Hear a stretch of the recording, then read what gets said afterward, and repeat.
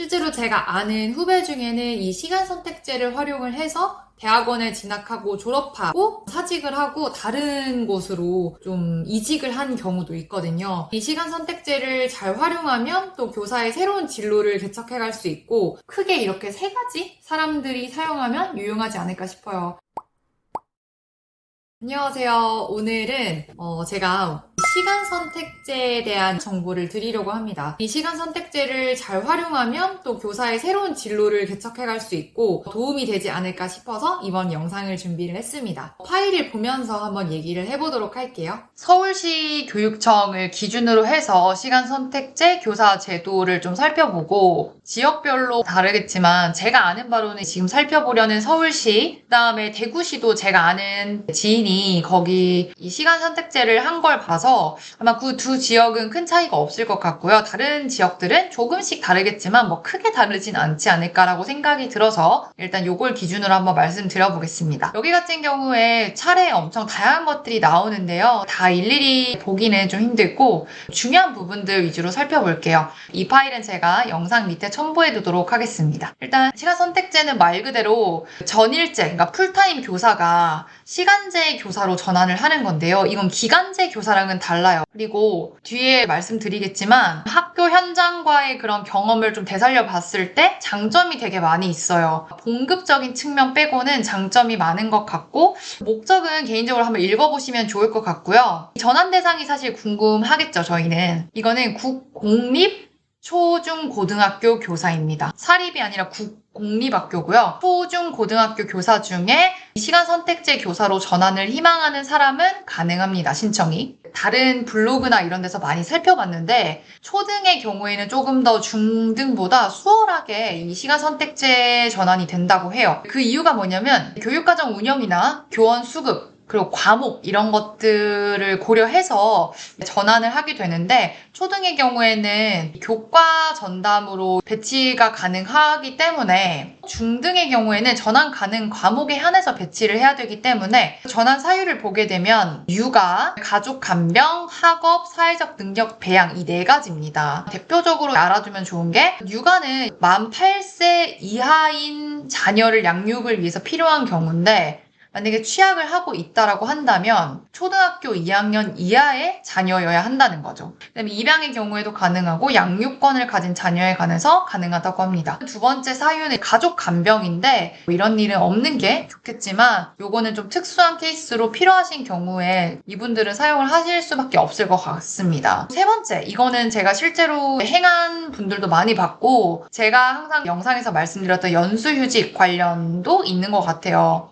대학원 이 석박사 학위 취득이죠. 그런 학위 취득을 목적으로 국내 교육기관에 입학하고 재학하는 경우입니다. 그래서 대학원을 갈 경우에는 만약에 내가 무급휴직인 연수휴직을 하기가 힘들다라고 한다면 이 학업을 기반으로 하는 시간 선택제를 선택해도 유용하겠죠. 그 다음에 마지막은 사회적응 능력 배양인데요. 사실 이거 되게 모호하잖아요. 뭐 밑에는 평생교육 기간 수강이나 업무 능력 향상이나 자기 개발을 위한 목적 등 웬만하면 이 사회적응 능력 배양으로도 신청은 가능하겠다. 대상은 모두가 되는 거죠. 하지만 여기 밑에 나오겠지만 학교장이 임용권자거든요. 임용권자가 이 교육과정 운영이나 정원 관리 등을 감안해서 최종 전환 여부를 결정하는 그런 제도이기 때문에 학교장의 허락이 있어야 되고 그 허락을 받으려면 아무래도 이 사유인 경우에는 안 될 확률도 조금 있다고 생각이 들어요. 그 다음에 전환 방법을 한번 보겠습니다. 저도 이거를 실질적으로 해보지 않아서 약간의 뭐 오류가 있을 수도 있겠지만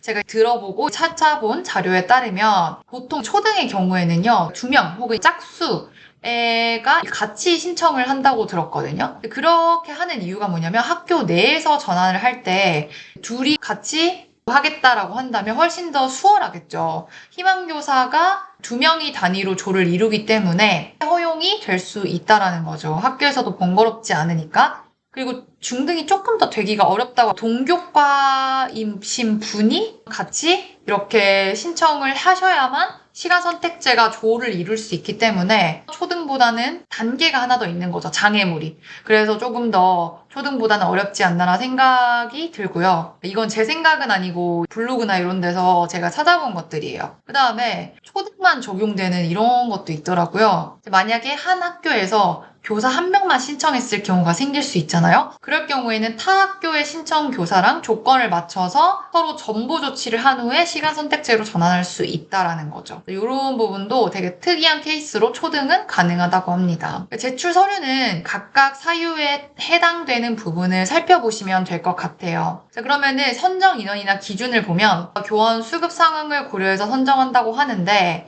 학교당 추천 인원이 많을 경우 동일 교육지원청 내 전보 조치 전환 유형 신청자가 홀수일 경우에, 그러니까 뭐냐면 한 명이나 두 명 이렇게 되면은 어렵지 않은데 인원이 한 학교에서 너무 많으면 담임할 선생님이 쭉 빠진다든지 뭐 이런 식으로 올 수 있잖아요. 그리고 또 동일 교육지원청 내에 신청사가 홀수가 되면 서로 이렇게 체인지가 돼야 되는데 체인지가 안 되고 한 명 이렇게 남는 거죠. 그럴 경우에는 아래 순위에 따라서 선정을 해서 안 될 수도 있고 될 수도 있다라는 부분도 참고해 주시면 좋을 것 같습니다. 그래서 이왕이면 같이 이렇게 시간 선택제를 쓸 사람을 먼저 정하는 것도 방법이 될 수 있을 것 같아요. 그 다음에 시간 선택제에서는 휴직은 원칙적으로 불가하다. 이 부분 한번 읽어보시면 좋을 것 같고요. 그러면 시간 선택제 기간, 지원 횟수 이런 거 어떻게 되냐 했는데 저도 이거 보면서 알았는데 본인의 희망과 그런 학교의 상황에 감안해서 1년 단위로 전환이 가능한데 신기한 건 전환 횟수가 제한이 없어요. 그러니까 계속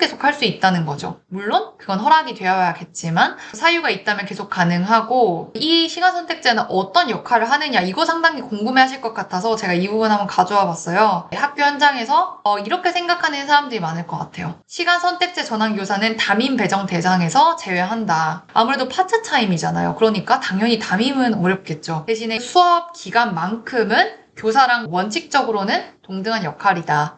그 다음에 근무 시간은 주당 수업 시수로 환산하면 14시간 이하인 거죠.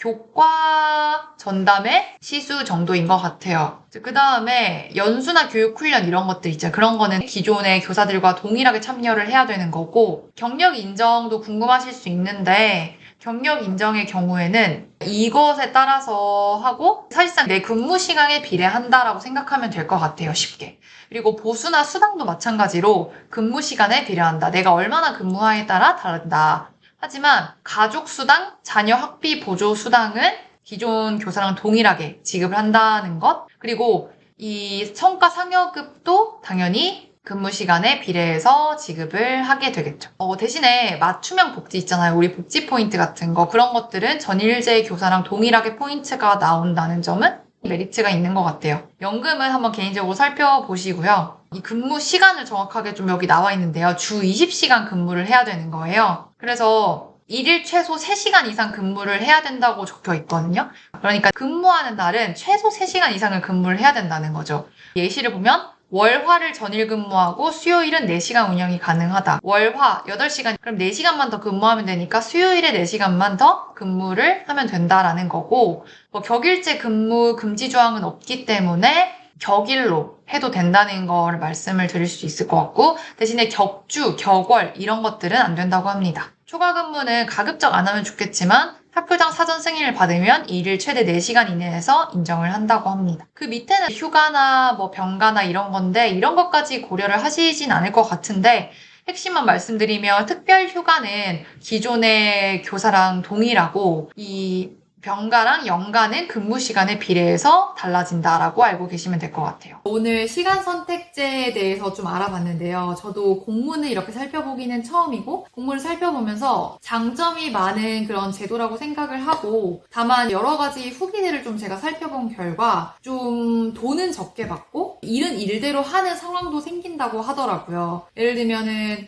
담임은 주지 않지만 대신에 업무량이 생각보다 많아서 힘들다든지 이런 좀 후기들도 본 것 같아요. 그래서 물론 이 양날의 검이 다 있는 제도가 있을 수밖에 없지만 조금 좋은 측면으로 활용을 하겠다라고 생각을 했을 때는 크게 이렇게 세 가지 사람들이 사용하면 유용하지 않을까 싶어요. 첫 번째는 아까 말씀드렸듯이 육아나 간병이나 대학원 진학이나 이런 사유를 가지고 있는데 그래도 학교의 경험을 쌓으면서 학교 경력을 유지해 가면서 조금은 좀 느슨한 템포로 학교를 다니고 싶다라고 하는 경우에 시간 선택제로 전환을 해서 다니면 조금 유연한 라이프 스타일을 할 수가 있겠다라는 생각이 듭니다. 아무래도 학교 생활을 하면서 육아나 간병이나 대학원을 다니는 건 쉽지가 않으니까요. 그와 동시에 비슷하긴 한데 제가 항상 연수유직 관련된 영상을 많이 올렸었잖아요. 만약에 대학원을 다니고 싶어요. 근데 이 시간 선택제를 보니까 제 아는 후배가 떠오르더라고요. 저는 연수유직을 했고 그 후배는 저랑 다르게 시간 선택제를 했어요. 1년 정도. 그래서 그걸 하다가